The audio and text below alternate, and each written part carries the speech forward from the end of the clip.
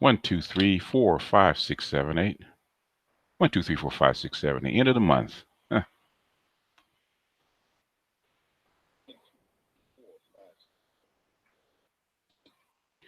Schematic, what's going on?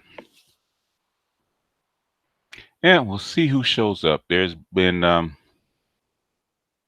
hey, Rihanna, what's going on? Simply Deep, what's happening? Hey, Princess, have you done any investigation about Meghan Markle and the in the Commonwealth and the institution that her and Harry are basically starting? Hey, Angel, Sick Dicky, what's happening? Anyway, let's talk about gold, which is why hopefully the guys that talk about gold will actually show up because and sometimes that's how come I probably should have put that video up on my Patreon so it could be isolated, because you're going to get people that haven't done the work or not, or do making comments or going back and forth in the comment section talking about stuff that they don't really completely understand. Hey, Robert Ponder.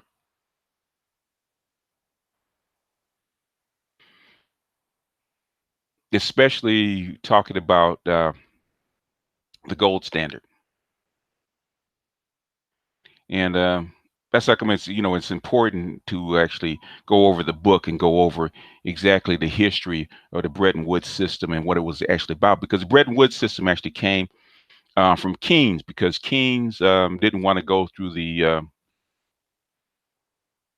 gold system, which had basically crashed in the 1930s, because they couldn't get the reparations and the balance of payments right. So that basically trying to get the reparations done, figure out who owed what, and trying to move gold around actually caused the crash in the 19 actually it started in 1920s and continued to the 1930s, which is something they wanted to avoid. Second thing they wanted to avoid is the gold system itself, because the gold system inherently has issues, which is what Keynes was saying.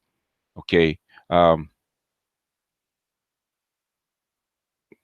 Population, you know, the gold system is basically is a very strict fixed system. Um, it's a very strict teeter totter, and there's very little leeway in the gold system. And it's fine if your population is static, like it was for the first, what, good God, 100,000 years, your population was basically static, to where your population grew with the gold. After the after the Industrial Revolution, basically your population was no longer static as it used to be. And the gold system that you were on didn't quite fit anymore. And so that caused wars, because on the gold system, the only way out of your balance of payment system is to basically boot yourself off the gold system, devalue your currency so that your exports would be cheaper, and people would actually, if your population could actually produce more for a cheaper price over long term or short term, you would actually invite more gold back into the country, and your country will actually get wealthy again. That's fine as long as your population kind of grows slowly. What happens when you have a population explosion, like you're growing 3 or 4% a year? Okay, only have a fixed you only you only have a fixed amount of gold. You only have a fixed amount of gold, and so your gold stocks cannot grow as fast as the okay. You said the thing is the Tories are pushing for historical British pride. Okay. No, it's not going to mix well. That's how come. That's how come you have to have intermediary. Okay, basically the queen is already um, basically signed. The Tories don't have anything to say about it. The queen is actually signed on for this.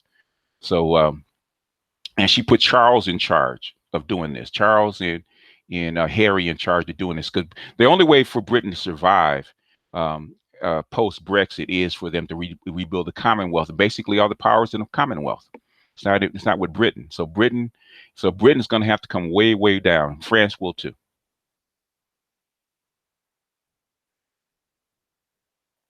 Robert Ponder. Do you actually want to come on? You want a link so you can actually email me, Robert Ponder, if you actually want to come on and talk about it. But to go back to the gold system, the Bretton Woods system, most people don't like the. Okay, there's two systems, and in fact, Gavin talked about it. The floating exchange, where that has its own system, has its own checks and balances, where you can evaluate a currency and basically appreciate or depreciate a currency on par, depending on the metrics of its balance of trade, and the gold system, which uses gold to do the same thing. Okay. The problem with the fiat system is that it's by decree, so it's not as strict. So basically, you're going to get inflation with a fiat system. Whereas a gold system, you will not get any inflation, but you will not get any economic growth, which you have a growing population is a problem. So the only way for, say, a large country that is industrial, that wants to grow, is going to have to take the gold from somebody else. You're going to have to take the gold from somebody else.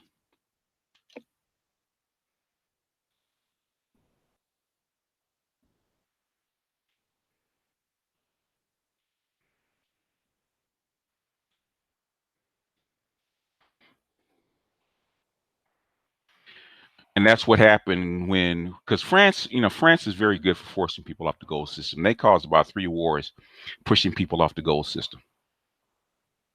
Uh, Especially that's like Germany attacked them. Germany attacked them about 3 times. Okay, all over the gold system. Okay, in finance, and the last one, which is World War II, which basically is the fourth Prussian Franco-Prussian War. This is actually the fourth time within like 100 and basically less than 150 years. You had 4 Franco-Prussian wars. And so basically Europe was sick of it. So kings came up with the idea to actually merge the two systems. Okay. Basically base a fiat currency, which is a reserve currency, which is the dollar, or was supposed to be the dollar and the pound sterling, on gold. Use gold as a counterweight. Base it on gold so that you won't get the runaway inflation. That was supposed to be the idea.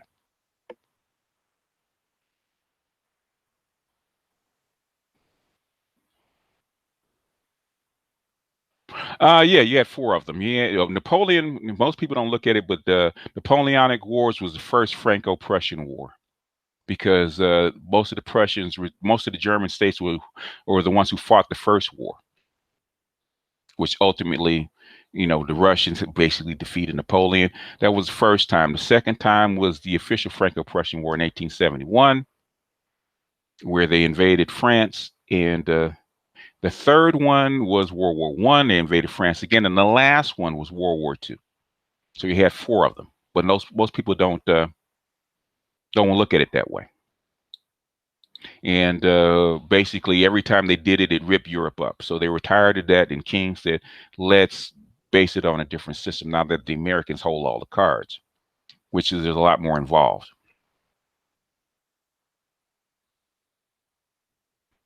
And basically, um, the Bretton Woods system, because you had a dollar convertibility into gold. It like Gavin said, it puts you at a disadvantage, because to have liquidity, you basically have to put yourself at deficit, because every time people hold your dollars, your currency, as reserves. They have the ability to come what do what convert convert those dollars into gold and get gold from you, which they did. And so your goods, because your goods as an American, as the reserve currency, are actually higher than everybody else's. So there's also goods discrimination, which is something they talk about in the book. And one, the governments are going to encourage them to discriminate against your goods. Secondly, they're going to encourage dollars to come into the country so what they can actually go out and get the gold and build their own economy, which puts you as the reserve as seniorage. Um, as seniorage, puts you at a disadvantage. The good part of you having seniorage is that you can get goods and services for what? For an IOU, which is the good part and the bad part about it.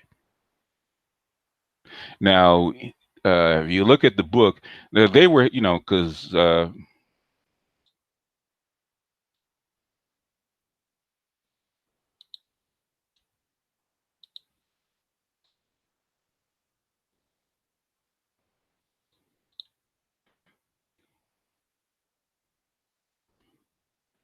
so basically, if you look through this book, and because I didn't understand it, because I didn't really understand the ghosts. There's two books that are good. Thanks, Extended Clips. Um, there's two books that are actually great for this, understanding how these economic trade systems actually work. One was Lords of Finance. We had the whole freaking book about the First World War gold system, and how they tried to keep it in balance because they had to dig in and figure out German reparations and how it was going to be evened out. How you can cheat, what is bigger than neighbor, how you can devalue your currency, and put the onus on the people that on your creditors. There's a whole, the whole book just went through completely through it. The back end dealings, giving loans, rescuing currencies, all that kind of stuff. And basically, gold, dollars, and powers is the post-war Bretton Woods system, which basically we're still on. And we're still the only difference between the system, the Bretton Woods system, the Bretton Woods one, as I like to call it, and now, is that you don't have gold dollar convertibility, which is converting each dollar into a certain amount of gold. So in other words, it used to be you can convert an ounce of gold was $35. So basically, you could send your dollar credits back to uh, the reserve currency country, and with $35 and get your gold back, which happened well because Robert Potter was talking about this happening under um, Johnson. And Robert Potter, I did send you the link. Happening under Johnson, and it happened well before Johnson. It was happening well before it was happening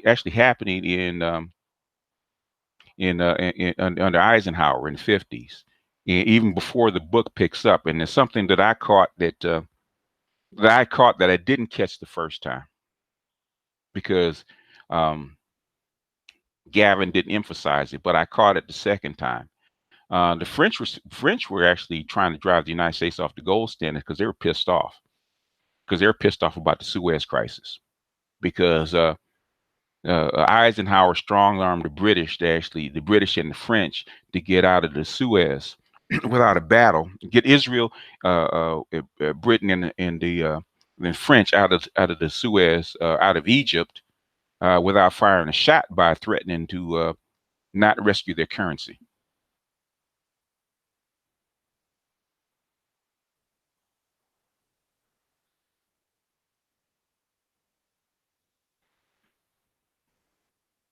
What's wrong with you, Bronze?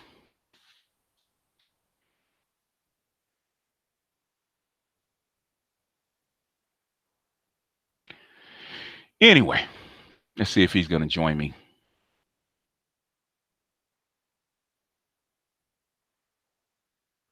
Oh yeah. Not really. They weren't given any power. They didn't like being beholden to NATO. But The Suez Crisis was, well, basically they thought that the United States was going to back them, the White Brotherhood, and Eisenhower did not. He didn't back them. He told them to get out and use the money um, to actually do it. But there's a lot of reasons that France tried to force the United States off the gold system, and which is one reason I think that I think they sent a hitman. I think they sent the Jackal to kill him, to kill Charles de Gaulle because of that. I really do. I think because I was wondering why would they send uh, an assassin to actually kill a head of state? It doesn't make sense. And then I realized, oh, he was trying to force the United States off the gold standard, and he was causing a problem. So they went to, that was at the time they were assassinating people anyway. So I guess they sent Carlos the Jackal to actually kill him. So there's a lot of stuff that's going on in the background. Me, because this will be the third time I've read the book. So me going through it this time again, after a lot of actually going through a lot of other stuff, because there's a lot of other stuff to actually confirm the book. So basically, what I'm talking about, a lot of other people have confirmed. Henry C.K. Lew wrote about it. Asia Times used to be on this stuff, man, back in the early 2000s, about the dollar and the dollar system and how it was a millstone around the neck and all that kind of stuff. They were actually talking about the dollar back then because basically the United States is beginning a free ride. Because the system was designed to lock the United States in, with used by them losing their gold. So that kind of constrained the United States. But without the constraints of gold, basically the United States has been able to run deficits, interminably, because that's the system that you're in, and it's kind of hard to rebuild a system. And every time people try to rebuild a system, United States has trying to step in and squelch it. In fact, the United States is behind trying to squelch the cryptocurrencies. Now, the cryptocurrency was fine as long as they were basically trading goods with China and stuff like that. See what's happening with Robert.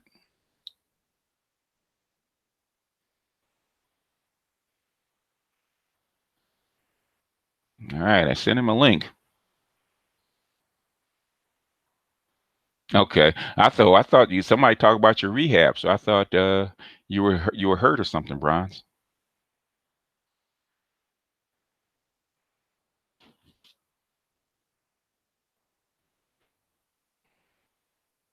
Hey, the poet, what's happening? But the other stuff is the stuff that's been going on. The other stuff that I posted, which is the two Barbie doll videos I put up, and the thing about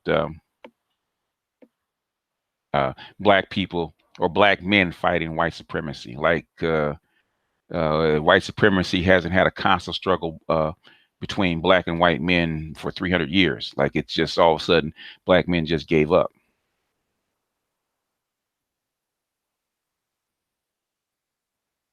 So that's the other thing. So if we're not talking gold, we can talk about that because I got another 45 minutes before the NBA finals come on. To figure out the best way to buy gold is gold coins. There's no other way to get it. You have to either go through a bullion. You have to either go through a bullion broker, which is kind of hard, or go to your local coin shop. Unless you're just gonna trade the paper. If you're gonna trade the derivatives, then you can actually trade the derivatives. You can get basically a trading account and actually trade the paper. It's up to you. Or you can, if you believe in trade the paper, trade paper gold. Um, get yourself an account and going out of your paper trades. It's up to you. If you're just trying to make money, if you're trying to make money off the derivatives, if you're trying to own gold, go to your local coin shop and buy the gold. It's going to cost you basically they're going to tax you. I think they, what is it, 10% or something like that. I figure over par, whatever it is. Unless you're going to get to, like I said, one of the major guys and actually buy it, because it's not easy to trade. It's not easy to get because there's less of it. Hell, sometimes you might even be able to go through your pawn shop and find it. So there's no one way to get it. But I'm saying if you want the easiest way to get it, physical gold, there's only a couple of ways.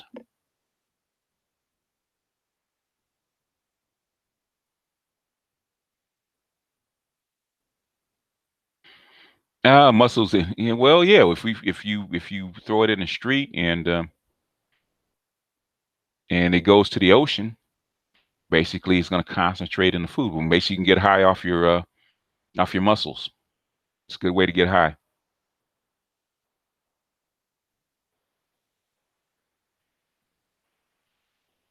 Now I can't stay long either. Everybody's getting ready to watch the game, so I emailed him, so I don't know where he's at.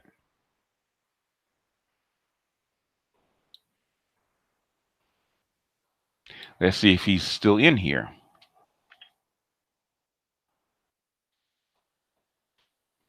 He's still in here. He's still listening. I don't know. He should be able to click the link and get on. Ooh, that is a good question. Best way to store gold in a safe place. I would say it depends on how much of it you have. If you don't have a lot of it, get yourself a nice safe or a floor safe. Put it in there. If you don't have a lot of it, you got a lot of it, then hmm. If you don't have a lot of it, then I guess a safety deposit box is a lot of place. Yeah.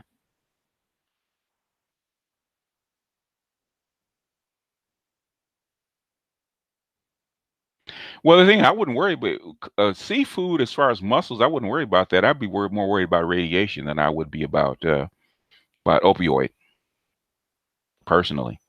You know, I'm leery about seafood now coming out of the ocean, out of the Pacific Ocean anyway. See, see if you could get it to work. Hey, Cerulean,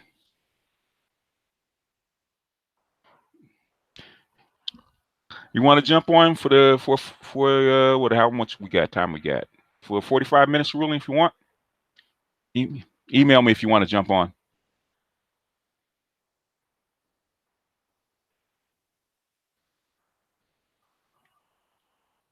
See if Robert put his Robert. Can you get the link to work?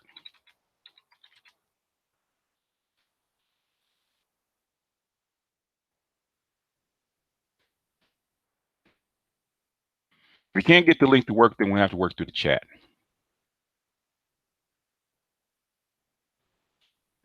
Yeah, the jackals are out there to defend the Bretton Woods Treaty.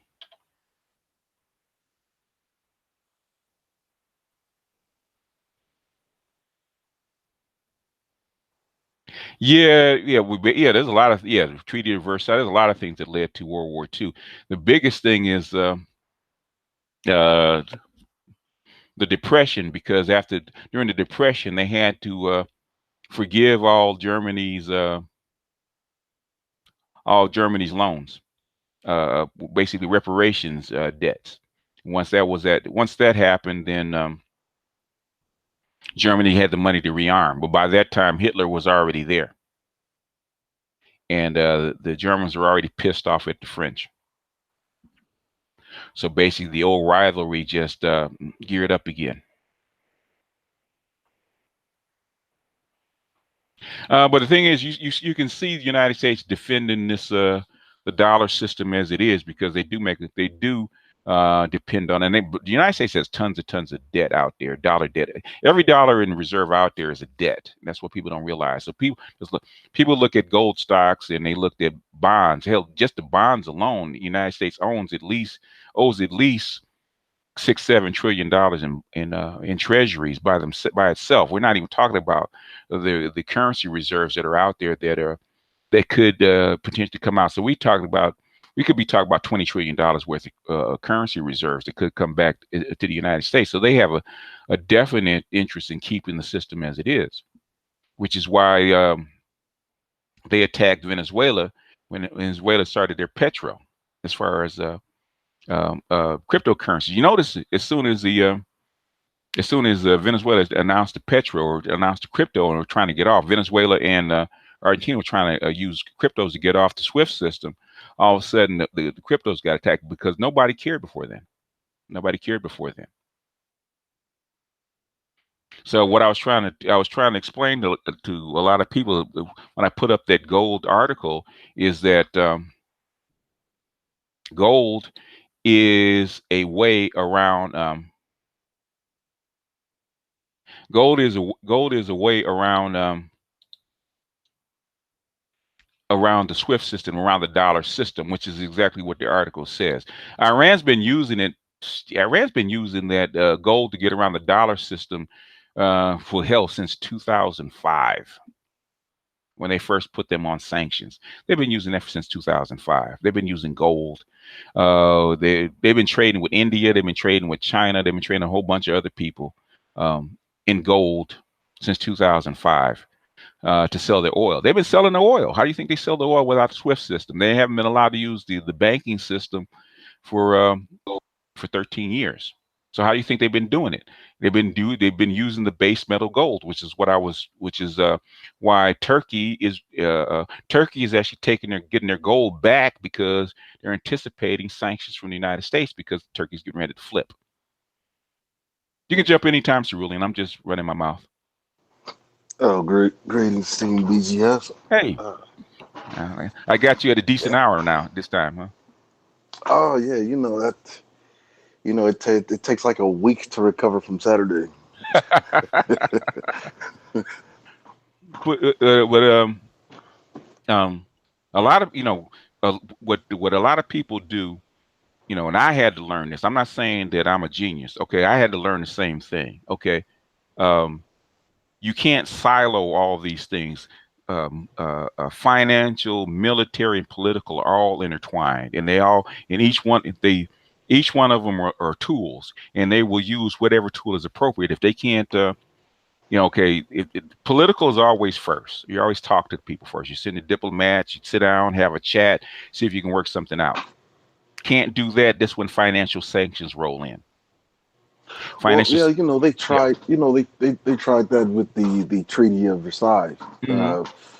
And really what Bretton Woods is really all about is trying to integrate, credit, inflation, deflation, regulation between, basically the 44 core allied states that Hmm. are nations that signed the treaty, Hmm. uh, and then mainly to prevent another Great Depression, Hmm. which would basically lead into another world war, which at the time no country was ready for because you had Europe just recovering um, from world wars. You had America barely recovering from a Great Depression before going into Yeah, to World yeah, War II. yeah, yeah. But the thing is what they learned they learned from the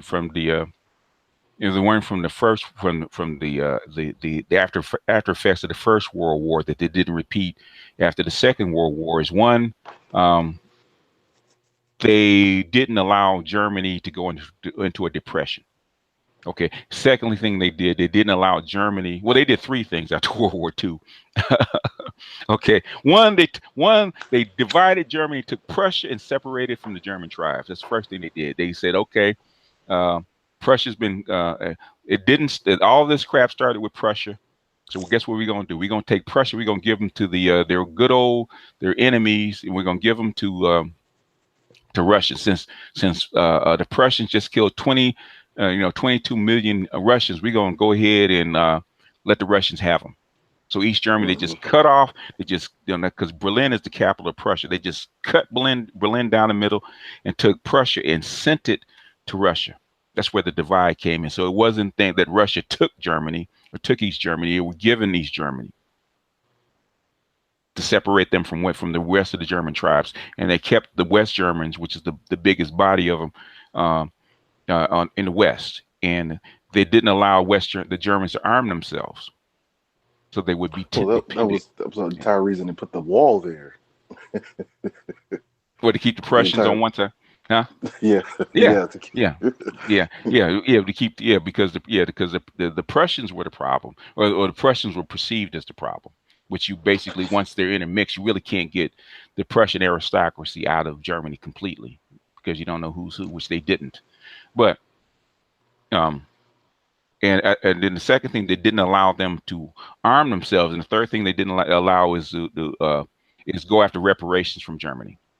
They didn't allow any reparations. That's what King sat down and said, "Look, this is what caused all this crap in the first place. You know, caused the Second World War. It caused the Great Depression because of this reparations mess, in which it was detailed Well, in a couple of books." Go ahead. yeah, they use the reparations as the excuse. Um, you know, really, how World War II even became a thing because it was really just warring nation states already. Yeah, You had yeah. Prussia basically um, creating this false inflation deflation of Oh its yeah, yeah, yeah, neighbors. yeah. Because it did what? Yeah, Because they didn't want to. Because they owed what at the time it was $32 billion in reparations, and they were trying to get out of it. So how did they try to do it? Try to inflate it away. yeah, they tried to Yeah, inflate their way out of it. overinflate, Yeah. and the problem was that they pushed too much actual cash into circulation. Mm-hmm. Um, but the problem was that Yeah. by the time those debts come calling in, come being called in, you need two or three times as many dollars in circulation that you already issued out in the form of debt. Yeah, but the thing is, what they were trying to do. In fact, that's why the Lords of Finance is a really good book. What they're trying to do is force their creditors back to the table by basically we're going to inflate, basically to make the German mark worthless. And so we're going to pay you in German marks, and so we're going to make it worthless and make the economy worthless. What can you can't get, well, we can't get water from a stone. Yeah, it's funny because just the other day Hmm. I was telling some good folk from the Angry Man Nation, Hmm. shout out, salute, uh, that if they pay black folk reparations, they were just gonna crash the dollar. And people were like, well, how do you know Yeah, that? I said, because it's happened before. it has happened before. Yeah, yeah. In fact, in fact, that's what Europe is. Well, actually, that's what the one article. Did I read that? I think I did read that. Yeah, we're talking about the same. No, it was actually the European article from my Soros. It's talking about basically developing Africa so that you will cut down the flight of people into Europe. At first, they wanted people in Europe. Now they don't. So basically, instead of ruining their economies, um, actually developed Africa just like the Chinese are, which I think them keeping people in on the continent is just part of it. I think they're now basically now they're seeing they're admitting the light. They know, I'm sure it's been argued because I argued it that Well, the way you well stay on that top is develop Africa rather than trying to hold it by force. well yeah part of that. See, they're trying to create a collection of white ethno states in Europe. Hmm. Everybody's saying, "Oh, we don't need more. We don't need any more you Negroes coming here." Um, Well, yeah, partially, but um, at the time, the estimates they said that they needed they needed like maybe half a billion people actually being ported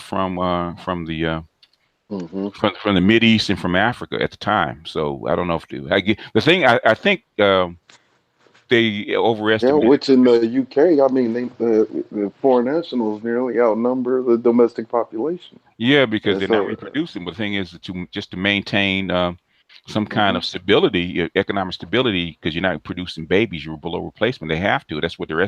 But I think they overestimated their ability to actually uh, indoctrinate and socialize these people. You can't just basically just because a guy leaves from where he's at doesn't mean he's going to become a French or British or German. Okay, it's not him; it's his children. So to socialize all those people all at one time is almost impossible, which is the problem that they're having. Yeah. Yeah. Yeah. So Soros has said, hey, why don't you just use your money and start doing something that they never wanted to do, which is develop Africa. You know, okay, and so that these people don't come in because basically that's what they're going to grow anyway. That's where the resources are going to go be, and eventually they're going to dominate. So it's best to invest early rather than because force is not going to work anymore, especially once the Chinese got in. Force is not going to work because now you have Well, you know, his go ahead. advisement board for the Open Society Fund, actually, is the senior advisor for the IMF and the International Bank of, what is it, International Bank of Reconstruction and Development Bank. Um, and so this is actually something that Soros has been saying probably since the 80s. Uh, Hmm. and they basically put him on a back burner. And based on this whole the loss of empire, Hmm. because I mean, you look at the EU is in shambles. Hmm. Doesn't look like it's coming back together.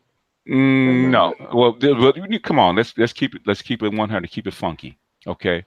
The only thing holding Europe together in peace is basically Pax Americana. If NATO wasn't there, the United States didn't wield influence. They do what they always have been doing, and which is what they were afraid of. Which is um, what basically well, the thing is that you have a lot of those Yeah, countries yeah, freeloading off of NATO, yeah. um, and it's really actually become a burden on the United States. Yeah, well, yeah, become And it was basically that's all Eisenhower talked about, in the book Gold Dollars and Power.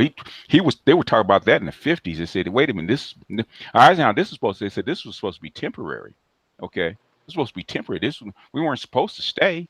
So his whole term, yeah, he it's was kind trying of to get, like the domestic welfare yeah, when it was expanded. It was basically meant to be a temporary social stability, social and economic stability program. hey, Paul Slack, we're not going to debate from the comment section. Okay, that's how come I have a hangout, so we don't debate from the comment section.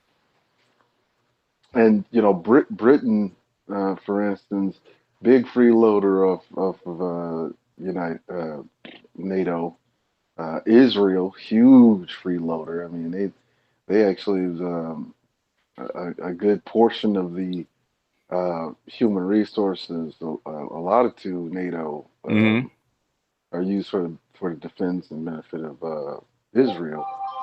Oh, well, yeah, because Israel is what Israel protects. Well, Israel is basically there to protect the Suez Canal, and basically the forward base for the oil and the Suez Canal. Well, let's That's what just they're be there for. honest. What Israel was really built for. Israel was really built to keep the Mediterranean in check. Yeah. Well, yeah, basically, yeah, the southern Mediterranean. Yeah, and which is why I mentioned because I actually reread it and I said Eisenhower forced the French and the British out of the Suez out of Suez by saying he was going to ruin their economies by allowing their currencies to crash. I said, "Oh, okay." I said, "I didn't pick that one up the first time. I didn't. It wasn't emphasized the first time because because he talked about it once in like a couple of paragraphs and then blew past it. So it's like he didn't emphasize it. I said, "Oh, I didn't catch Well, that the yeah, first time." being, yeah, I remember during Eisenhower, before Nixon takes us off the gold standard, he could actually do it because America actually had huge reserves of gold. Mm-hmm. So he could literally sink anyone's economy within Europe. Mm-hmm. Yeah, yeah. Well, they had just put them on the Marshall Plan to get them back on their feet, and they were still weren't back on their feet. In fact, basically, I said, "Damn!" I said, "I was wondering because the rest of the book." I said, "Wondering, so why the fuck are the French so have such a hard on for the United States?" And then after going because I've read the book like 3 times, I was looking at it again because when you have to teach it, you have to go through it with a fine tooth comb, right? I'm going through it. And I said, Well, oh, I they said, oh likened shit. I said, well, oh shit. they likened America to the modern day Marie Antoinette. Yeah. And the French were pretty upset of having a mass population whose diet solely depended on mostly beignets. You can't eat beignets every single day. And Yeah. so, we come up to the 70s, Yeah. Yeah. starting with 71, Yeah. Yeah. where it Yeah. looks like Yeah. bread Okay. was just actually about to. Let me address this Mhm. real quick. Uh, look, you guys, I have a hangout to keep from discussing in the comment section. Okay. I don't. If you're white, or you're not black, that's okay. Even though it's a black channel. If you want to make a comment, there's plenty of white guys to come in and discuss stuff. You don't have to be black to come in and discuss. If you're afraid we're going to know that you're white, you know, stop being a coward. I dropped the link so we can discuss it vocally rather than you putting up questions in the chat, because you put up comments in the chat. We're trying to go back and forth. It's not the same because I can't question you. It's easier to talk than it is to type. But that's like I have a hangout. Otherwise, I wouldn't need to open up a hangout to discuss it. If it was just going to be in a comment section, I can do that. But the thing is, it's actually easier to actually discuss it and get to the heart of it, because this stuff is complex. This stuff is not easy to understand. It really isn't. Well, if they're white, what it really is that it goes back to that loss of empire domestic economy, and people don't really understand what that entails. Mm-hmm. Um, a couple of times you've heard me mention that global white supremacy is on its way out, Mm-hmm. but domestic white supremacy It's gonna hang on. is It's gonna still hang. here. It's gonna hang It's on going to for a hang little on. longer. Yeah, yeah, Yeah. because it's gonna hang on for a little longer. I mean, So, even global white supremacy is ebbing. It's not, it hasn't completely gone away. It's ebbing. It's on its way out. The thing is, and then it's gonna reach. Like, look what Trump is trying to do. Trump is doing nothing but follow an isolationist policy. That's all it yeah, I is. mean, uh, just imagine, a person drowning with a ball and chain Mm-hmm. sinking to the bottom of a pool. Mm-hmm. And so, what is the thing to do is to shave the dead weight off. You Mm-hmm. know, Yeah. Yeah. cut your foot off if you have to. Yeah. Yeah, basically, and part of the sacrifice, they're trying to slow it down because you've been on this opium, this opium of the dollar seniorage for, good God, basically 80 years. You just can't come off of it, Oh yeah. overnight. If you remember, what was that book? It was Britain's Britain's control over the drug trade, Oh, it was Dope Incorporated. Dope Incorporated. Yeah. Hey, you remember in that book says that unofficially that the Hmm. U.S. dollar is backed by oil and drugs and Hmm. other things, anything unofficially. Unofficially, yeah. Officially, it's not backed by anything. But Well, anywhere that you, mhm, force, the military is number yeah, one. force, yeah, Force and force, go, oil, drugs. But basically, the biggest thing is fear, because yeah, um, which is mo- what the nuclear proliferation that's agreements part are that's all part of about. it. But the thing Yeah. is, okay, if you think about it, a global system that this interconnected, this complex. Yeah, what happens if you crash the system? And you don't have one to replace it, You need layers of you need layers of insurance. Yeah, and which doesn't exist because all the layers of insurance is built into the system. yeah. And so basically, the only bare metal insurance that you have, which is not enough of it, is gold, because that's the old system. And until you replace it with another, either fiat system or even a quasi fiat system. Well, America's been using the hammer Oh yeah, for oh as yeah, long as it can oh remember. yeah, Uh, yeah, because they. especially after 1971.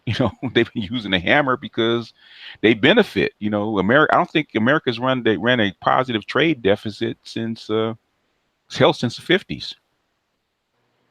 Oh yeah, I don't think people really understand that what entails the loss of empire. Mm-hmm. You see, the only reason that you can actually live at this level of comfortability, this Mm-hmm. level of social liberalism, Mm-hmm. is if you have empire. If you have empire, yep, yep. People don't Uh, realize that because this is normal to them. They say, "Oh, we should retract our clause and and basically worry about the domestic economy." Said, when you lived on your domestic economy, most people were in poverty under the domestic economy. When they start feeding off everybody else, that's when you got wealthy. Even though in America we don't seem, that's like most Americans that have never been outside the country think that they're poor or they're not well off. Okay. well, well, yeah. I mean, you have poverty is different in different parts of the world. Yeah, it's relative. Um, Yeah. and so, like, take for instance, I remember you mentioned the favelas on that response to Hmm. SNG. Hmm. You know, uh, see, we are living in such a high cost of living for everything Hmm. that you go down there uh, compared to where you come from, it Hmm. looks like they're living in poverty. Yeah. Until you live within their society for a bit, you realize these people, they're not really as poor. It's only relative. And It's then you relative. have to Yeah. look at what's keeping Yeah. them in the conditions is because you come from this country. The entire system is hinged Oh yeah. upon you keeping other nations destabilized. Destabilize. Yep. And basically feeding you. You basically, you're the leech and they're the host. And you're basically the whole world is a host for the United States, and through the dollar system, which is in fact, I have to. I don't know if I'm going to make it public or do it on Patreon. Henry C.K. Lou talked about the dollar millstone. He did a whole series about the dollar millstone. I don't know if I'm going to do it publicly or on Patreon. I don't know if people actually would understand it if I just did it publicly. Um, But yeah, I mean, people don't really understand the only way you can actually live at this level, yeah. uh, you know, being this, socially and economically stable, Hmm. right, is if you have credit, and credit is basically debt, Yeah. which allows you to spread debt Yeah. unconsolidated. Yeah. And the only way you can do that is if you have something being taken from someone else. Hmm. See, how long do you think it will take Trump to shake off the EU? And can he?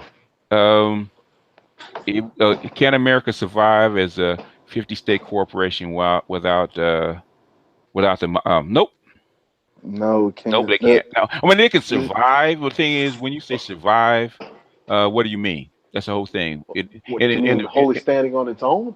No, in other words, when he said survive, yes, America can survive if the people can come together and take a much lower oh, yeah, household deficit. Keep it on Patreon.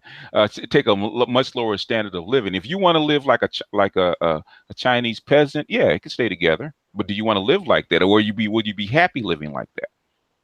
Well, there's two ways that it could be like that. Mm-hmm.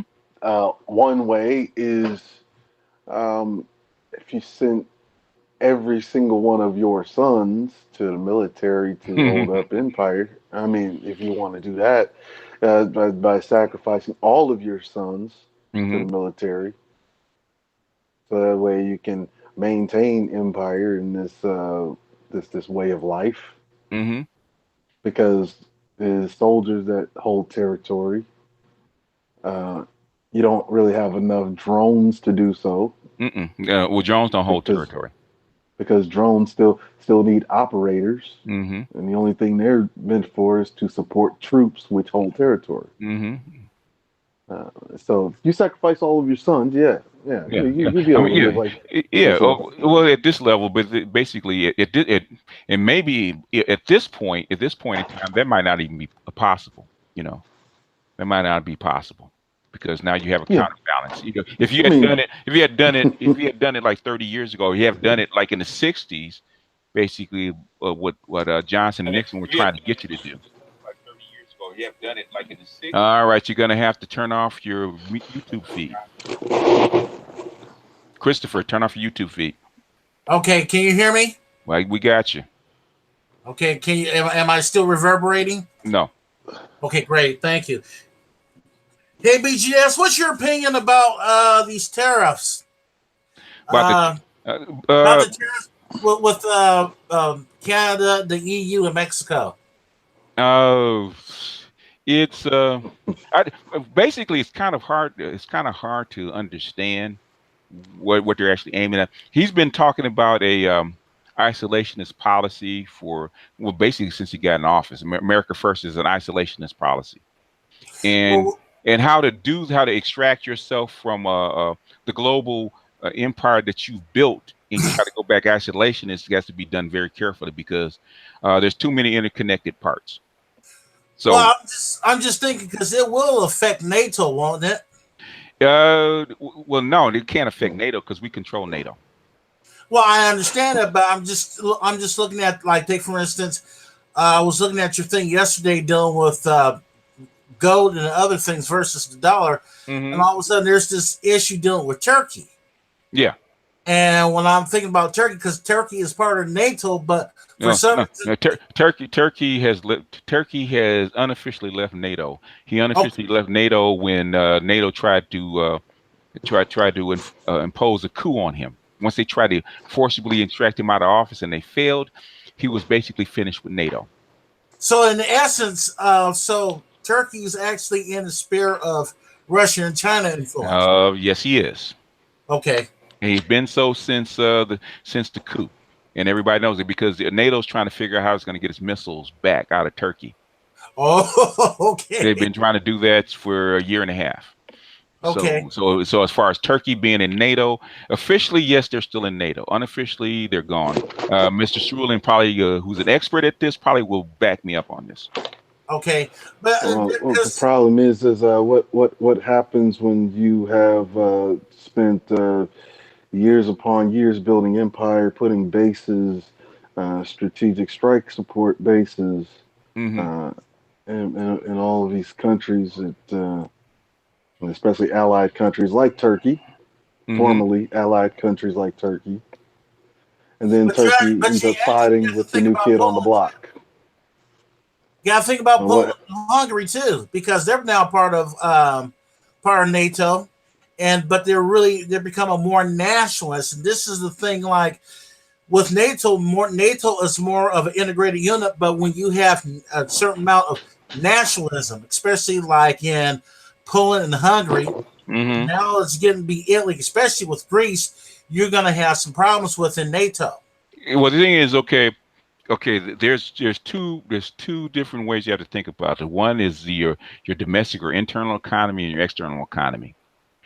If you're a politician, which is the one you think about most? Well, you have to deal with the domestic, yes, but So in other words, if the external economy, external rules out on the outside of the economy is affecting your internal economy and it doesn't work for you, you're going to get more what nationalistic, right? Because being part of the group is not working for you, right?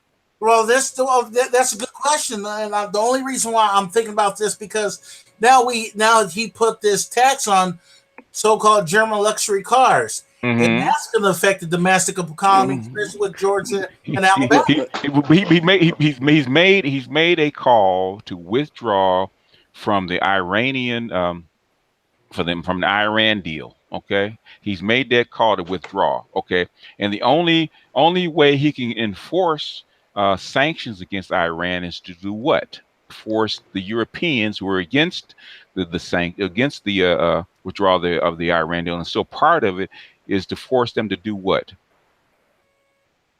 Enforce the sanctions. What's the only card that he has to play? That's it. I mean, unless I'm kind of missing something. I'm still thinking about him and his Yeah. tariffs on German cars that are built here in America. That's It's what I'm saying is, okay. There's three ways. I always say this, and I keep reiterating. Well, I There's think he's. go ahead. Okay. And what I'm saying, there's Uh, three ways to make people do something: is persuasion, wealth, and by force. He cannot go into Germany with troops or Europe with troops and force them to impose the sanctions on Iran, can he? no, we can't. No, He can't persuade them to do it because they don't agree with him, right? exactly right. So what is the only way? What is the only piece that he has left to actually impose this punishment on Iran? Okay, I understand that he has to go ahead and impose tariffs to go ahead and Years. In other words, to encourage these people. Okay, if you do not do what I say and basically stop doing business with Iran, this is what I'm going to do. And this is okay, I understand. this is basically the shot over. This is a warning shot. Okay, this is not them shooting the Germans or the French or the EU steel tariffs. Basically, he's showing they're trying to. I don't know whether it's a bluff, but it's a warning shot. Now, because somebody fires a warning shot doesn't mean that they mean business. We will oh, have to this see. is no bluff. Why do you You have think to so? remember. You have to remember. They've transformed the American economy into a capitalist playground, Mm-hmm. and now the playground um, does not have enough to pay its bills to keep the rides going. Mm-hmm. And so this is no bluff. The park is closed, Mm-hmm. which is which is why it's becoming so tough on trying to prop up the American domestic economy because you don't have what you had flowing in before, which is why the tariffs on steel and aluminum. Mm-hmm. Yeah. Because now you have to get for instance, automakers instead of buying imported steel that would be offered at a cheaper price from Yeah. China. You have to get them to buy American, or with for instance, your Canadian allies, or Mm-hmm. with your Mexican allies, Mm-hmm. or with your British allies, or with your allies, any allies you have left in the EU, which soon will be reduced down to nil if It's, they don't get it it's together. well, Yeah, yeah, because if you like I said, if you that's like I recommend these books. Um, Europe was never really happy being an appendage to the United States. They were never really happy about it. but that was the only thing they could do unless they want to go part of the Soviet Union. No, not really. Really, No, the biggest no, part Hang of no. on, let me finish. Let me finish because this is the end of reason. oh, okay, all right. Well, get to your point. Get to your Okay, point. to the Marshall Plan. That's why you had the Truman Doctrine. The Marshall Plan was. That's what I said. That's why you incorporate all sides of the puzzle because they're going to feed you one thing, but if you don't know all the factors that went into it. Uh huh. The Marshall Plan was basically one to prevent reparations. Okay, so the United States took that on. Two is to cut down the cost of the dollar. So we can give you a loan to rebuild yourself. So basically, you don't have because they became the Bretton Woods. They would actually went to the IMF and got loans anyway. So it Uh huh. was easier for them to actually give them a structured loan, which was the Marshall Plan. Okay. Okay. NATO NATO is in place for two reasons. One, to basically keep the Russians out, which is part of it. The other is to keep the three-legged stools from fighting each other again, because they've been fighting each other Hmm. for 400 years. Okay. So, Okay. and which is Yeah, this is go about ahead. circling the wagons Hmm. before you have yet another tribal war or Hmm. world war. World War, yeah. Yeah, because Uh, so Pax America. Which is the other reason why Europe accepted NATO, even till today. Once NATO's still there, even though the Soviet Union collapsed. Why? see, and then the other thing is that It's, you have people, especially here in America, who assume that these countries actually have similar manpower, similar militaries Yeah, to the U.S., and they don't. they don't. Matter of fact, NATO's more of we actually patrol British here in America. America's Blue Water Navy patrols Britain and Europe's In waters more France, yeah, than yeah. they do. Yeah. In fact, the British and the French do not even have aircraft carriers anymore. Hmm. BGS. You said Mm. why NATO's still there. NATO is more of an economic thing than anything No, else. no, no. It's Oh, never. why No, not? NATO's never been an economic thing No, then what are you saying? Why do we still have NATO there? because they're trying to. Okay, one, we are the peacekeepers of Europe, Okay, an enforcer, an rather. enforcer. In other words, you don't need that many police in an urban city, right? don't get out. No, What happens if you don't have police though? true. You're gonna have chaos. Basically, Yeah. people are because there's no uniforms and no kind of response. Once the honest people figure out they can steal, guess what they're gonna do? They're gonna steal wantonly. You're gonna have chaos. Same thing. So NATO is basically a NATO peacekeepers because supposed to be a peacekeeping mission. Um, they're basically the policemen on the block, keeping honest nations honest. Okay. Well, also there was one more other thing you talked about. We're just getting back, dealing with aluminum tariffs and things like that. Hmm. You think this is my personal opinion? It's going to have a tremendous effect on Boeing that relies on that imported aluminum, especially from Canada. Yeah, well, you're gonna if you're gonna do this kind of isolationist policy, you're gonna take a hit. You're gonna Okay. take a hit. You're gonna take a hit. The thing is, where do you take the hit, and how do you mediate it? So it's hard to say exactly how far they're gonna go with this, or what the response is gonna be, because at this point, uh, you're basically playing chess in the dark because you Okay. don't know what the response is gonna be. Well, But the thing is, you gotta this is trust where them. the real game of risk actually takes place Yeah. because, and you have to think why is the tariff um, why is actually the tariff a good thing? Uh, I mean, you might disagree with it. Like if you have say your closest allies, United States and Mexico, who've been depending on, say, for instance, Chinese or Russian steel or Hmm. aluminum. Yeah. Hmm. But now you've lost empire. You got to depend on your domestic economy. You got to force these people to buy direct from their allies and not the Russians or the Chinese who can Chinese. offer it Yeah. cheaper. Yeah. Also, That's what. BGS too. This is just only a hypothetical, though. Hmm. Since since since Trump went ahead and did his thing, do you think Mexico said, "You know what? I don't need your cheap corn. I Oh, okay. What happened? You muted yourself. You muted yourself, Christopher. Unmute yourself. Unmute yourself, Christopher. You muted yourself. We can't hear you. can Greetings, you hear folks. me now?" Yeah, we got you now. Go ahead.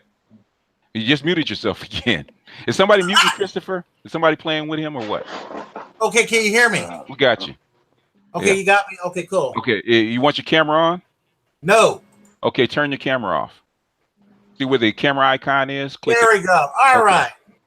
You see how computer literate I am. Yeah. But anyways, no. I'm just thinking about how, especially when especially American farmers, literally dump their corn into Mexico. Can just like, I can get my corn somewhere else. There's this thing called comparative. Okay. Did you mute yourself? Was somebody muting? oh, that's Okay, All our can right. we father. Oh, our Father. Okay. hear me again? Okay, bro. So what? Our father keeps muting them. Okay. Let's eject him. Excuse me, BGS. Can anybody hear me?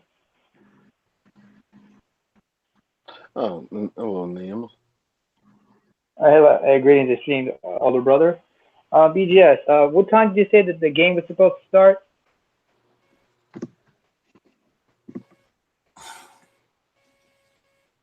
Hello?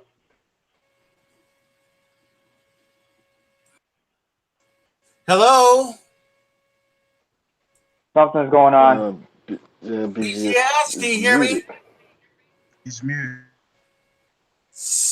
Yeah, I think. Uh-oh. What am I get? Why am I getting the Yeah, gut No, no, punch? What no, someone. happened? no. I got rid of the two trolls. Okay, we had two trolls. Okay. Yeah, Yes, Oh, I was okay. gonna say someone in the chat go ahead and yeah. block We had two. We have two Ryder of. and yeah, Yeah, Ryder and Okay. our father. yeah. I Yeah. got rid of them. All right. Yeah. Hey, BGS. Yes, sir. I'm just asking now. Let me finish. I'm about to say about Mexico going ahead and saying, we had enough of the American cheap corn. We were about to go somewhere else. Could that happen too? Yeah, yeah, it can happen. Yeah, I mean, basically, the reason, reason you're sending cheap corn down. Well, basically, we're sending cheap corn down to Mexico rather than vice versa, because it's actually the other way around. So basically, all the corn doesn't come from Mexico. The corn comes from further down because we're trying to force Mexican immigrants into the country under NAFTA to actually hold wages down. But that's another story for another day. The Okay, biggest thing about getting rid of NAFTA and imposing tariffs on Mexico, basically what you're going to do is you're going to put Mexico will have to go other places for its goods, and where will they go? China China. Then you have basically a Chinese sympathizer, Chinese ally on your what? border. On your border. If I see your uniform. You're in the you served in the military, right? No, I was an ex-Amtrak conductor.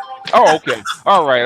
I saw the uniform. I thought you were in the military. The thing is, what is the last thing that you want on your border? An enemy. A rival, right? So Yep. basically, I said that at the beginning when we talked about getting rid of NAFTA. Okay, Mexico, China's already in Mexico. They've built about several ports in the rail line in Mexico. They're already down there. The thing Yeah. is, do you want to hand over the whole country to China? And Well, that's see, what you will wind up doing. It's that's gonna so, go ahead. that's gonna be the biggest risk because that's what China has been doing. They've been building a lot of infrastructure. Look at Africa, um, and especially down in South America, and especially in Mexico. Mhm. They're building all these ports. They're building all these rail lines, and What are the three ways you get people on your side? you can persuade them. Hmm. Like you said, persuade them. You can go ahead and trade with them. Well, basically, with Uh wealth, which is building infrastructure, giving them money, loans, all that kind of stuff, right? That's wealth, right? huh. Or you And could use force. you use force, okay? Okay, the Chinese can't use force, right? Because of the United States. The United States would love Chinese to actually come down and use force. Uh Europe would huh. love the Chinese to come into Latin America and Africa to use force because that's Yeah, their because game, right? America never misses a chance to use the hammer. Oh yeah. Well, the thing is they've been addicted to it, addicted to the hammer. Well, overthrow of governments then, but China So has a different approach. well, I'm not saying that I don't think China's against using it. I think in the contrary. I think, but it's not their best move. So No. they so basically, and persuasion doesn't work too well because the Chinese are kind of arrogant. So what do they use? They use wealth to Uh make huh. friends and get you addicted as well to Chinese technology in China. Look, I'm gonna share technology with you. I'm gonna help you build up your infrastructure. Basically, I'm gonna become instead of trying to become a overlord or a competitor, I'm gonna be a partner. Uh So huh. they're playing the partner role now. They're winning, as they say, they're winning the hearts and minds, Okay. Okay. which is what they're doing. And the United States and Europe can't haven't. Well, they didn't counter. They could have countered it. They actually could have countered it. But the thing is, that would mean that letting your basically your slave out of their chains and become Hmm. their partner, which is I think one of the best they ways want to conscript an ally is to use your immense wealth to raise the quality of life. And it's really actually an underused neo-colonialist strategy that the Chinese, if you look at how they've been moving all over the globe, and to. they've really mastered the art of raising quality of life in a lot of these places. Um, so the United States and Europe, they have every right to be scared. Hmm. You have someone like China who can win the hearts and minds without using the hammer, whereas the only way America and Europe has ever won the hearts and minds is if they forced them to fear the hammer. I'm just trying to figure out what's going to be the long term goal within the next 2 years. That's going to be really interesting for the Well, next 2 years. 2 years. Well, two Next two years years. isn't really.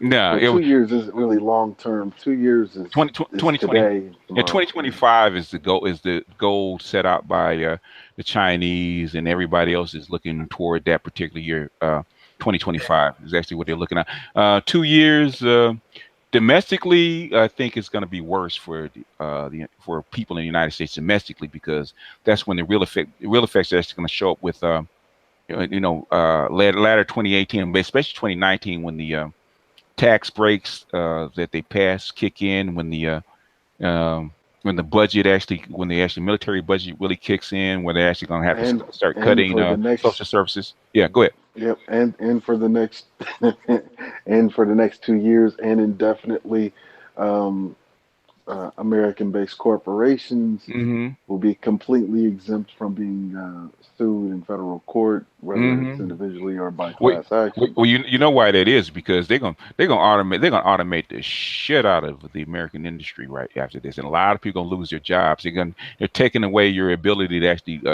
bargain and slow them down, because it just happened with what is Harley Davidson, who they said they were going to bring back in jobs, which is Donald Trump was at Harley Davidson talking about they're actually going to have an increase in jobs and stuff like that. What they do is they closed the plant in Missouri and moved it into Pennsylvania, and they're going to cut out 300. Well, actually, they're going to cut 350 jobs. With 400 jobs? Yeah, 400 jobs. I thought they moved the plant down in Thailand the last Well, time. they opened up another one in Thailand, but the thing is, Yeah. they closed down the St. Louis plant. They're moving all the people. They're going to actually hire people in Pennsylvania to take up what were doing in St. Louis. That means they're gonna automate. You're gonna see a lot of corporations do this. Gonna be a hell of a lot more automation coming, and a lot of people are Well, going to the be out of plant job. they had in Thailand that they downsized from, actually, their Thai landlords Hmm. wanted more money for the land as the cost of the land actually went up. Hmm. And so they basically want it back, and so they downsized to a smaller, more streamlined, and specialized facility. Yeah. Uh, So basically, yeah. So basically, people be damned. Okay, we're going to use the most efficient process it is, and basically, that's using a lot of more cobots and a lot more automated processes. So, But which who's going to buy their products? okay, that is a bridge that they will figure out when they come to it. Cross that bridge when we get there. So what, Nema? Like we usually say, we'll cross that bridge when we get there. When we get to it. Yeah, Tiger Nose going UBI, UBI. Yeah, well, yeah, basically that's what's going to have to happen, because that's something that I'm going to post later on. I think I've already recorded it. I just have to I got a question finish for it and Drew. post it. Huh? Go ahead. Ask him. Drew, and you still there? Indeed. Okay, like you said about the use of the hammer. What is that saying they have about the hammer? And if you something about you view every problem like a nail or something like that. Well, see, How's the saying go? the thing, I can't remember the exact saying. It's something like, when you have a big hammer, Hmm. every problem is a nail. Everybody's a Uh, nail. Yeah. Yeah. Yep. Every problem's a nail. Yeah. When you have a big hammer, every problem is a nail. Yep. BGS, do you Yes, sir. realize what time it is? Yeah, I know what time it is. I'm getting ready to get off, and Yeah, I think we Shirley all probably better needs get to go off. find a chicken sandwich somewhere, I'm sure. All right, I do. BTS, There's a thanks a lot. I just delicatessen wanted I to have get some to get clarification. to. I do appreciate it. Oh yeah, no problem. That's why I actually opened it up. The two guys actually wanted on. They didn't.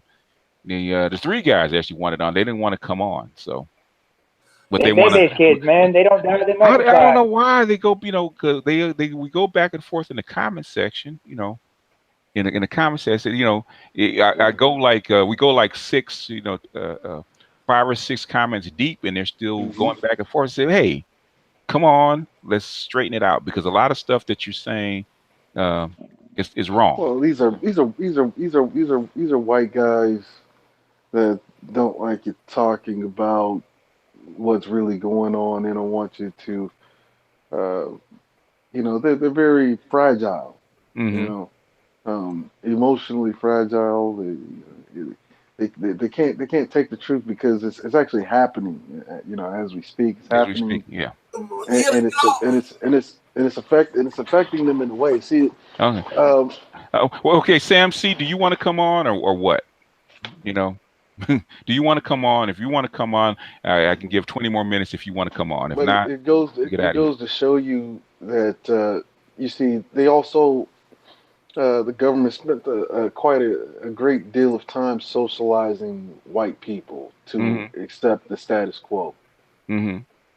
but it's the rise Um, of it's the rise of the Chinese. It's the rise of the so-called third world. Well, yeah. Now, Well, basically, some people can't deal with that. if you read on China, Mao actually invented the third world. Uh huh. He actually came up with the three world policy. Uh huh. mhm. Mao actually said that China was part of the third world. And what he's saying is that China is going to lead the third world to the first world. Thank Basically, what you. he was saying. Yes. And basically, Well, he said that back in 1975, I do believe. Yeah, that's what I'm saying. Hmm. My father went to China in Hmm. 1994, well, and he even and he said that the things that people. He said that China is going to be a first world power within the next 20 to 30 years, and guess what? He's right. Basically, Quigley said that back in 1966, and he well, warned the well, yeah. United I mean, you States. can even go back to Hirohito, who when he surrendered, um, he basically said that America and the Allies made the greatest mistake they were going to make because You these people were going to get unleashed the yeah, dragon. Yeah. yeah. Yep. Emperor Um, Hirohito of Japan? Yeah, basically, Wow. yeah. China had dominated the Asia for good God, 18 centuries, Well, and basically, you're going to unleash the dragon. as a matter of fact, what Japan did like during World War II, invading China, they were using the old Chinese strategy to collect impoverished allies. Mm-hmm. That's why they focused on weaker targets. They set up schools, set up infrastructure, started conscripting the kids Mm-hmm. of all these Asians, which is why you still see like half Japanese, half Burmese kids, half Japanese, half Thai kids, yeah, Mm-hmm. all over the place in Asia. And a lot of half and halves. Mm-hmm. Um, the thing is, we come to this domestic economy, and what we're talking about is the fall of empire. And I want you guys to listen close because there's a lot of things that entail that. Mm-hmm. Okay, and the reason why you're seeing a lot of these microaggressions from white society against Mm-hmm. non-whites is because of that loss of empire. Mm-hmm. You had more coming in than you had leaving out Yes. under empire, Yeah. which caused your population to get fat, Mm-hmm. And which lazy. caused fat and lazy. Yeah, which is the French. The French are going through that now because they're losing their African colonies because they were doing the same thing. They were feeding their population was used to getting all these social services for nothing, and now they can't. Literally nothing. Literally nothing. Yeah. And now that they're slowly being stripped from the breast of Africa, you see the uprisings that are happening, all over Europe, Mm-hmm. from Northern Ireland to France, even to South Germany. And it's happening because they're slowly being stripped off the breast Mm-hmm. of Africa, just as America is. The Okay. only difference between them and America is that America actually has a big enough hammer to do something about it. Because if we can't negotiate soft power deals, Yeah. then we have to use the hammer. Yep. And which they is and they're unfortunate. relying on it more and more and more because it's getting down to the point that's all you have left. But Hmm. after 2008, when the banking crisis, you know, because the world was actually happy. It's easier to actually stay in the system, even though we're paying a tax, as long as the system works and we're not getting gouged too much and they're not cheating too much. We can tolerate the United States uh, dollar system. Right. Right. But the Now, thing matter is, of fact, yeah, like he brought up NAFTA, right? Like, yeah, you ever find it funny during the Charlottesville riots, they kept bringing up this whole uh, Jews are not going to replace them and all this mm, other mm, crap, mm, and mm. NAFTA became a big deal, even though it wasn't even though when they should have been opposing NAFTA was like 30 years ago. Yeah. And in fact, it was the Mexican Zapatistas, the poor peasants, that opposed NAFTA back in 1993, 94, 95. You They're know, Yeah, they actually and bared guess arms what? trying to oppose it. But Yeah. see, because white The society was uprising, the the greater uprising. beneficiary, but because white society of the greater beneficiary of the deal, Yeah. right? You didn't see any opposition to it, No, you didn't. They want to even just make though sure make sure you, as long as you, the Mexicans, yeah, yeah, the as long as you, Mexicans knew they were losing out, that they yeah, were on the ass end of the deal. yeah, yeah, But whenever the Mexicans needed their support and say, "Hey, this is actually a bad deal for both of us," eventually yeah, it's going to become a bad deal for America. hmm, And you could have stopped it in its tracks, but yeah, no, yeah, because no, white society was the sole beneficiary yeah, of NAFTA of because it NAFTA. allowed white capital to import cheaper labor. Yeah, because NAFTA was just the first step. They actually was supposed to go down and do the same thing to Hmm. Latin America and lock it up, okay. which is something. Which I hate. You know what? It's ruling. I was at a. I remember when Nader was running the first time for the Green Party. They were running for president for the Green Party. I think it was, in fact, it was in '95. I think it was, yeah, the first time he ran was in 95, '96. 96. Yeah, I was actually, I'm trying to remember his vice president, it was actually his running mate. It was a lady from a Gloria, native. is it Gloria La Riva? No, no, no, no, no, no, no, no. It was another lady. She was a Native American. She was actually his running mate, his vice president. And when Okay. I was at a KPFK function where she was actually there, and started talking about NAFTA. And man, I stopped the whole. There's like 300, 400 people in the place. I stopped the whole thing talking about NAFTA and talking about the United States sending helicopters down there against the Zapatistas and stuff like that. And he said, "You guys," I said, "and you're not doing anything on this side to stop." I said, "Why do you think they're sending the fucking helicopters down there?" Okay, they're not doing it. They're not doing it because Mexico needs a border patrol. They're down there to actually fight against, stop the Zapatistas from stopping NAFTA. That's what they're down there for. I stopped the whole meeting, and everybody just all you see all the white people with their mouths wide open.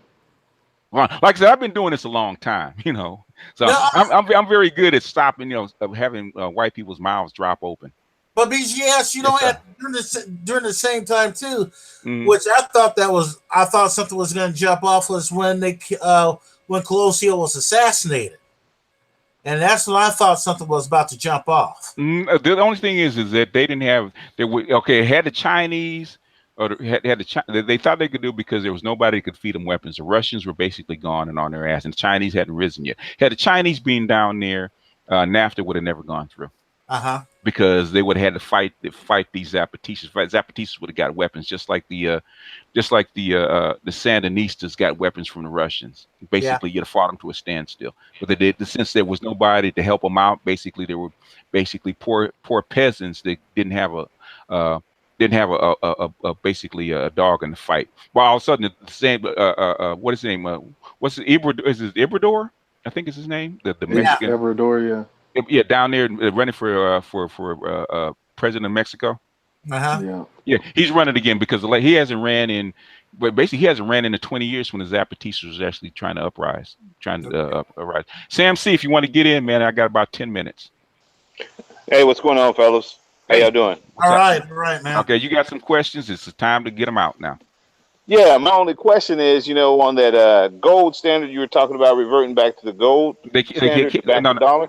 The thing is, I'm not saying they're going to revert back to a gold standard. They can't because there's not enough money. What I'm saying is that gold, and in fact, he explained that gold is your baseline a way to do trade, a way to do international trade. In other words, that's the old system. If nothing else works, gold will work. So in other words, if you can't use the SWIFT system for international trade, what do you have to use? If you're not using the what now? If you're not using the SWIFT system, or you know what the SWIFT system is, right? The banking transfer system. Okay, gotcha. If you're under sanctions from the United States, and the United States controls the SWIFT system, how do you get money in goods transfer? How do you transact business? Okay, I'm tracking. Okay, you can't. So in other words, you have to have a way of going around the system, right?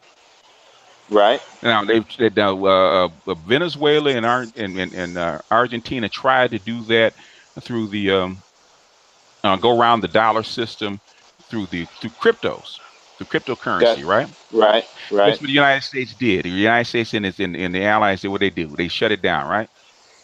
Basically, they waged war on the cryptocurrencies, right? Right after Venezuela announced the petro. And was going to get off the dollar system, find their way around the SWIFT system. The United States and its allies decided to do what? Go after the cryptos. Well, yeah, I mean self-preservation. Yeah, makes sense. Makes sense. But what is one thing that they can't get around, that they can't affect? I don't know. Gold. Which is why they're hoarding gold. Which is why Rickards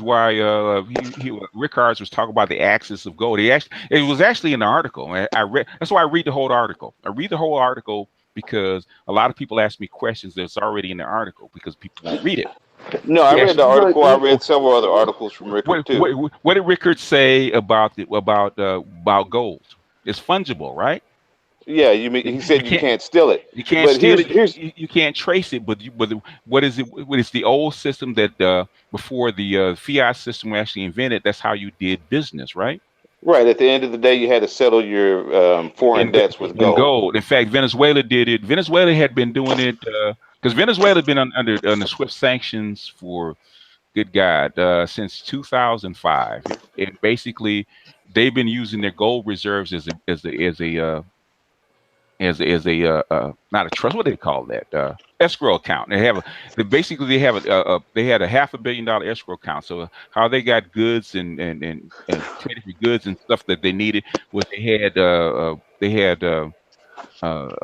basically a big internet commercial, not a commercial bank, but an investment bank. I think it was Goldman Sachs actually held their gold in escrow.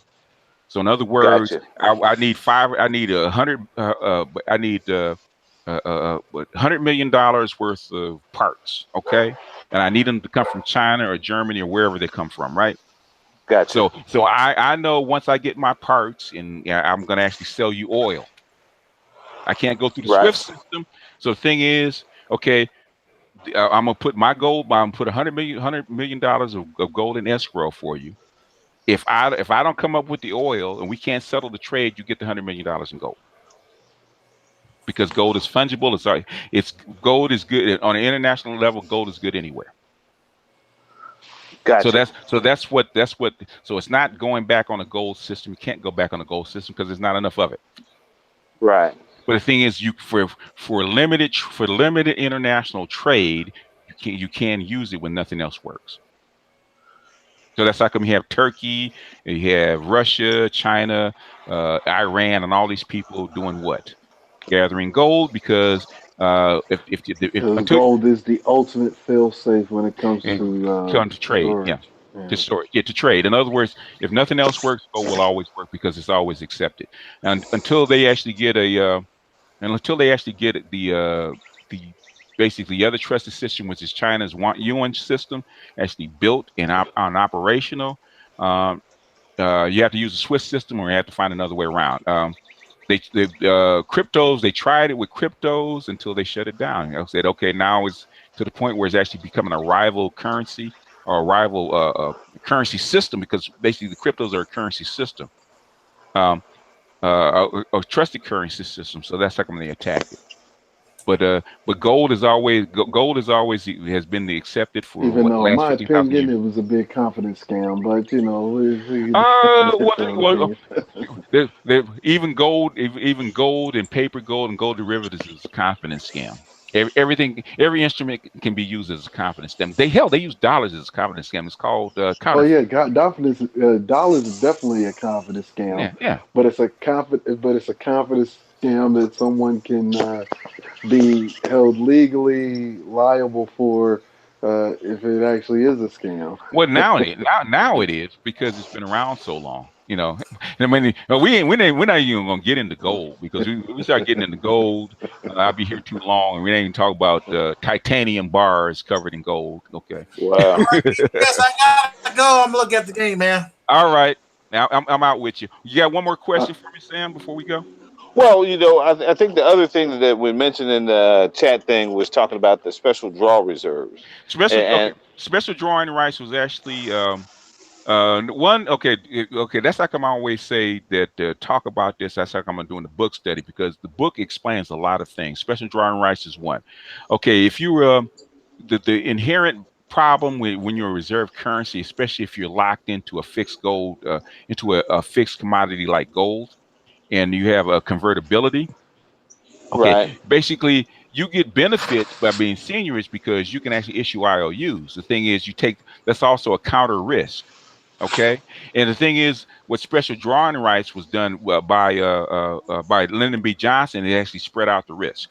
In other words, uh, basically, the risk was supposed to be spread equally between Great Britain and the United States, right? The United States dollar, but Great Britain couldn't get it together, so it all fell back on the United States, and that's how come the gold reserve started leaving because they were taking the risk. So what Lyndon B. Johnson, in fact, if you get the book, it actually explains what happened.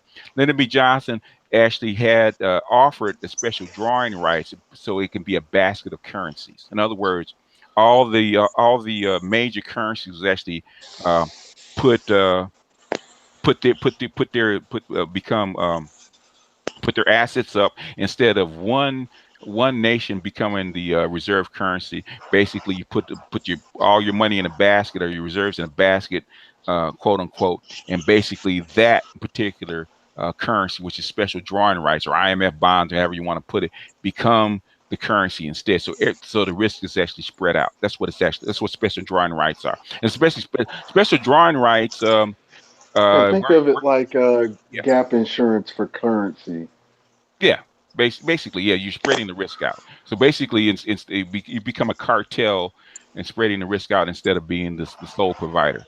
That's all special drawing rights are. In fact, it was right after I was reading the book that special drawing rights actually came up, which is IMF bonds. You can actually look up special drawing rights and IMF bonds because they actually started that in 2010, if I'm not mistaken, when they actually started using special drawing rights as the because the IMF is the only one that well, issues special drawing rights. Go ahead.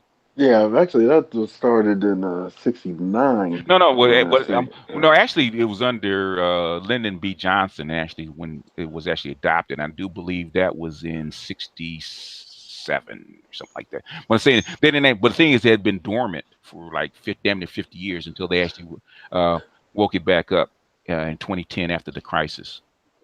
That's it. right. Oh That's yeah, it. after the 2008 crisis, yeah, they Yeah, began yeah. to In other words, secure. Yeah, because it's been like a dead. It's been on the books, but it's been dead for like 50 years. They said, "Oh, okay, we can spread out the risk by doing this," So which here's my go ahead, they thing go, uh-huh. that I lose a little bit of clarity on. Like you Mm-hmm. said before, you can't use gold, link it a 1-to-1 on gold because there's a finite amount of gold and it Mm-hmm. doesn't cover the amount of wealth that's distributed globally. And Well, so, it's not even wealth. It's just basically currency is debt. So basically, you can't. I mean, the whole world runs on a fiat debt. Which is a promise to pay. It's all currency is. It's bookkeeping. The thing is, you don't have enough gold to back the bookkeeping. You have enough gold right, to guarantee to it. To guarantee it. right. And so the same thing with the IMF and the SDR situation, that basket of goods that they use to track whatever. I think Uh, that was only at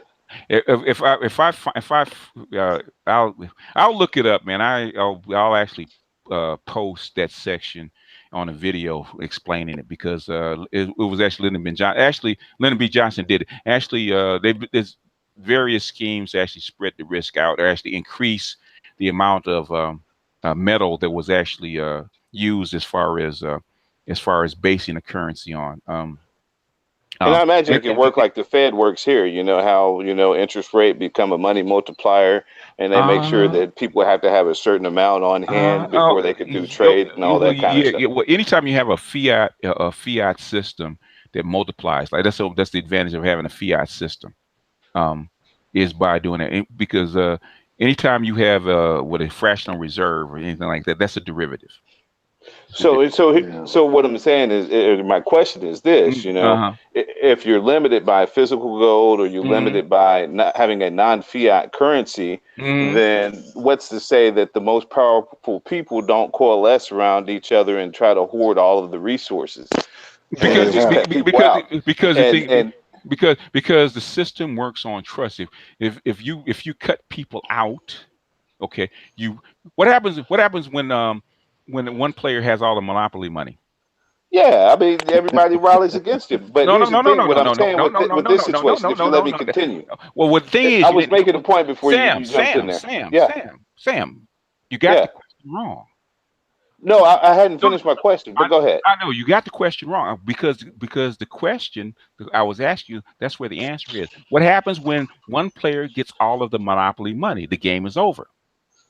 Right. So in other Okay. words, if the rich people hoard everything to themselves, what happens to the rest of the system? They collapse. It Right. collapses. So in other words, what is your wealth worth outside of a system? That's exactly what I said in the comments. A king that doesn't have any way to defend it ends up becoming a mark. No, no, no, no. The thing So, is, so, so I get it. no, no, no, no. It's not the king. How the king does not feed himself, does he? Or his He soldiers? has to have people behind him, and he has to be able to have people to support the way that he's living. So So, in this instance, if I were to make an analogy, I okay. would say if the United States was the lone wolf to hoard all the money, and the rest of the world started coming after the United States, we would have issues, right? And the rest of the world would fall into some kind of chaos. What good would it be for the United States playing who was the arbiter of the monopoly game to hoard all the money when they're actually what good is the House doing Yeah. to hoard all the money instead of spreading it amongst the bettors because they're taking a 10% cut, are they not? Yeah, well, the thing but is here's the that thing that I'm saying is on the opposite end of the spectrum is hmm what good would it do for everybody else to kill out the United States with the majority of that gold in their reserves already? You see what So I'm saying? what? So No, it no, kind of wait a minute. works hand in hand is what I'm thinking. You're not making sense. What are you talking about? Well, what I'm saying is well, this: if we're looking at the gold backing, and we said hmm that the gold backing was $100 billion or whatever, hmm if the United States has $500 million or half of that, then you wouldn't want to necessarily get rid of the United States because they control so much of the currency that it would hurt everybody else in the process. You might win a little bit, but it's you see what I'm saying? It's kind of a balance No, no, situation. no, in other words, okay, if the United States is in the system, you're using their currency. What do you have to do if you want to get rid of the United States?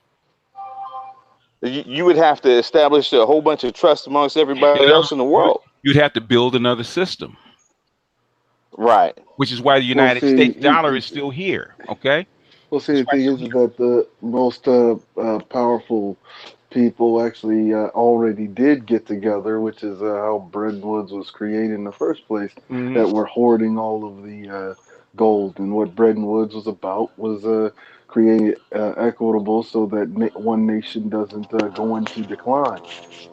Yeah, To make because these places interconnected, and they're yeah, not standing alone. yeah, That's what the and purpose of it would treaties be, are for. So the yeah, purpose of, yeah. yeah. So That's what so it's supposed to so be. the where we are today with that is we still have 8,000 tons of gold when there may be about 100,000 tons of the gold globally. hmm Now, whoever else has the rest of that, whenever you posted your information, I think you said that China had as much as maybe 5,000 Well, they tons. have. Well, they said well, nobody knows because they keep it a secret. Right, But the United States has reportedly 8,000 tons of gold. That's right. when I just looked at. And then But when you look at the IMF special draw reserves, the United States controls 40% of that, while China controls 8% of that. Yeah. Okay. So what's your point? My only point is just saying that how difficult it would be in order for somebody to overtake somebody that's positioned like the United States, and merely using Okay. gold as a Wait. mechanism to Let me topple finish. that Let me finish. Let me finish. seems like that would be kind of difficult. It is Now, difficult. now, It is difficult, but guess what they're doing? what is that? In other words, they're building another system. And is Yeah. that what you're referring to as bricks and all the rest of it? No, what I'm saying, the thing is, you basically that's what I'm talking about. You got to do your homework. The Asian International Bank, the alternative banking system that Yeah. China's building, the gold bourse, the oil yuan that the Chinese building, the gold, basically the one road, one belt. What is that all? That's building in what? An alternative what? Okay, trade system. I got you. Oh, I alternative didn't know trade. that's what you was pointing at as far as No. what was going to overtake the What, what, gold or I'm, the IMF. what I'm saying, I can't. Basically, I'm reading an article, and what I'm saying is, it's not all. The channel is too spread out. I talk about too much stuff to actually coalesce everything on top of each other because I've already talked about it. I've Right, already talked about it many right, right, times. right. What I'm saying is, I understand your question. When you talk about it, I understand. So where are you going with this? Be- Well, No, I I was think just it asking get for a little the bit of this clarity. here I was think that what you said makes sense. And I know you've touched on a lot of these different topics. And if you had that topic somewhere else, if you said, hey, Sam, go here and look at this, then by all means, I would just read it and it would be a done deal. You know what I mean? well. See, I think the problem these having is say with the SDRs, right? Mhm, By the IMF. Okay, America controlling 40% of those reserves. China only controlling 8. mhm, Uh, it, how do you get control? You have to put something in, right? Uh, China is a gambler. Okay, they never put all in.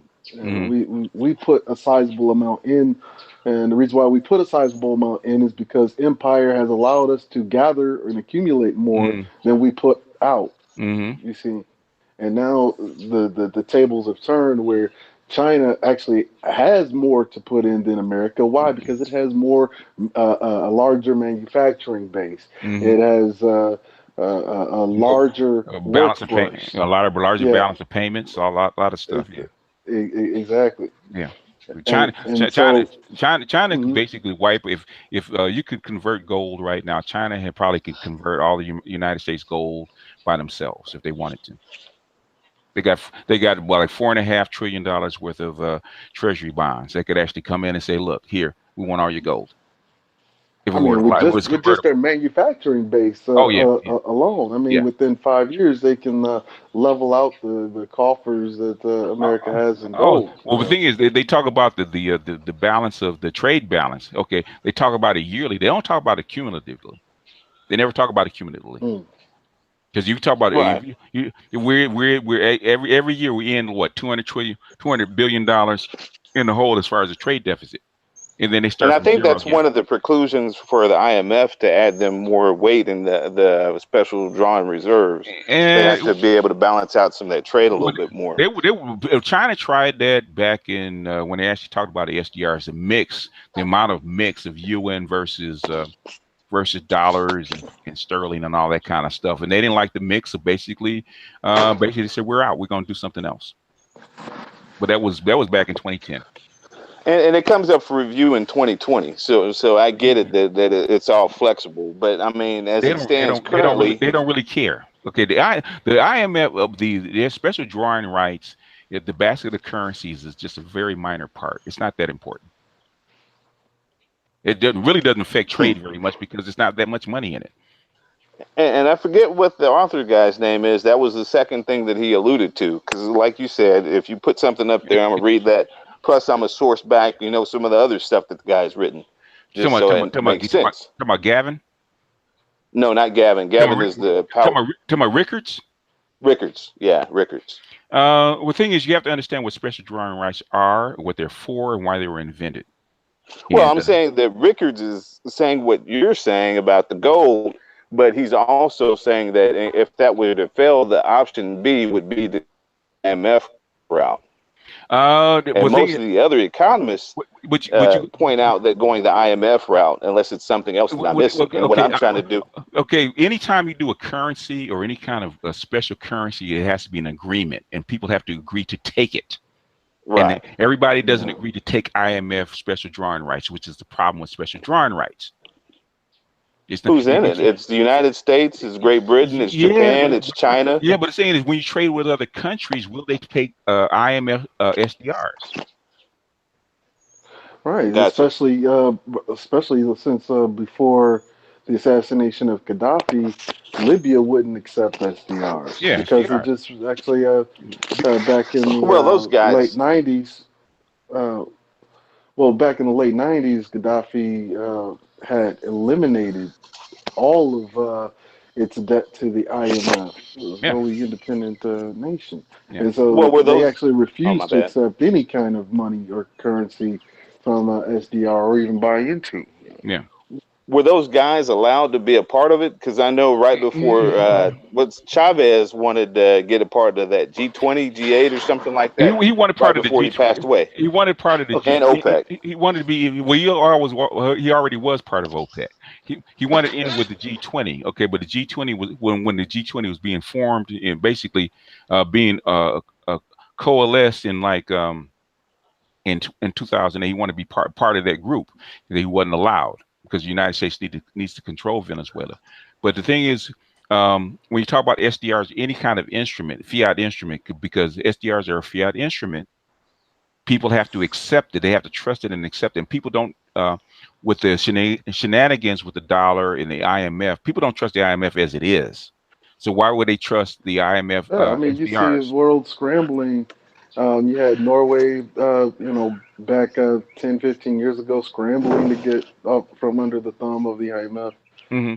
Which is not what the Sweden. IMF was invented for, but it became an instrument of the United States after 1971. All right, last Well, yeah, question. The last, they okay, started abusing it. good, They yeah, destabilized a nation. countries, yeah. Uh, yeah, and then they use their jackals to go in and Hmm. negotiate deals, keep nation heads Hmm. in check In to check, yeah, prevent them from getting out of violating. Yeah. out from under their thumb, yeah. Go ahead. Last question, Sam. Last question. Three different topics. So I'm No, probably no, no, sure you no, would no, no. say Just one, because gold, dollars, and power. I was just going to say articles that you would recommend to that okay, talk Gold about Dollars this. and Power is a book. Okay, I'm actually doing it on my Patreon right now. It's a book by Francis J. Gavin, which is people are telling me it's hard to get. You have to damn near special order the book. Okay.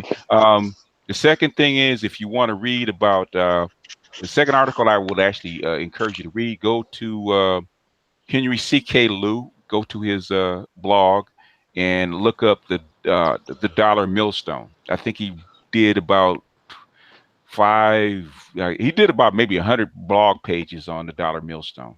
We'll talk about Okay. the rest of the world being, especially Asia, being tied to the dollar and how it was oppressing them and actually extracting wealth from them. So those are the two articles the book and then the dollar millstone by Henry C. Caleb.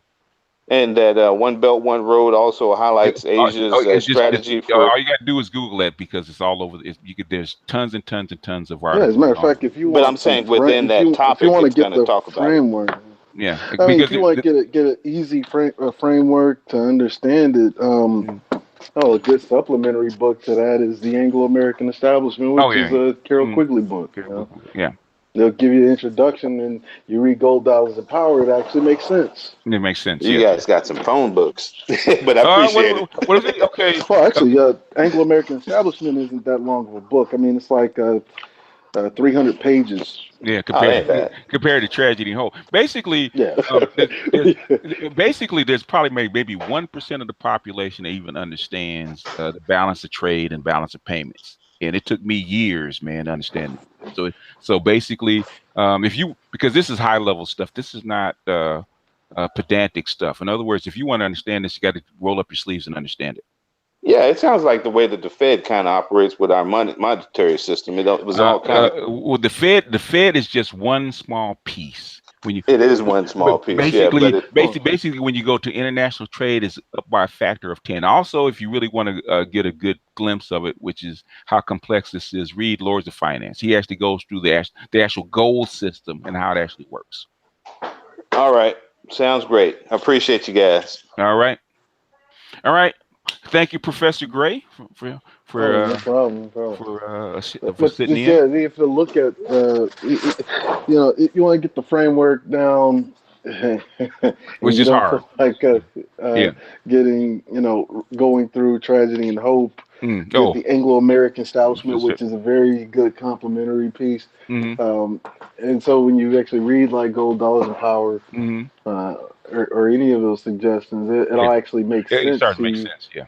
Yeah. because you'll know how it started, Mm-hmm. what the purpose of it was, Mm-hmm. um, what was involved, what it entailed, because a lot of it entailed actually going to war to Mm-hmm. get people to, or to get nations to toe the line for this Mm-hmm. thing, Mm-hmm. um, and what the results, what the end results of having it in play, which is what your way of life is afforded, that's afforded to you in America, has been under right now, uh, which is Mm-hmm. that whole Bretton Woods thing.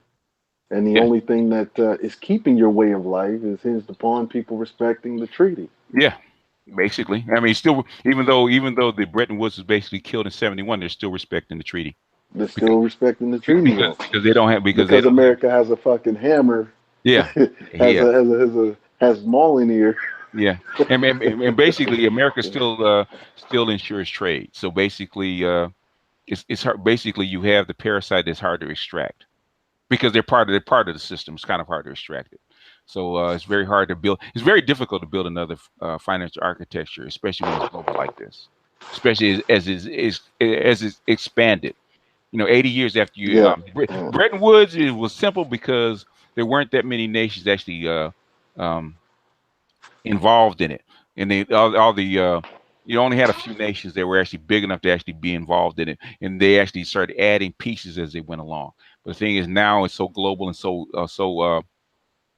complex. So many nations are involved that killing the dollar system would be suicide for everybody.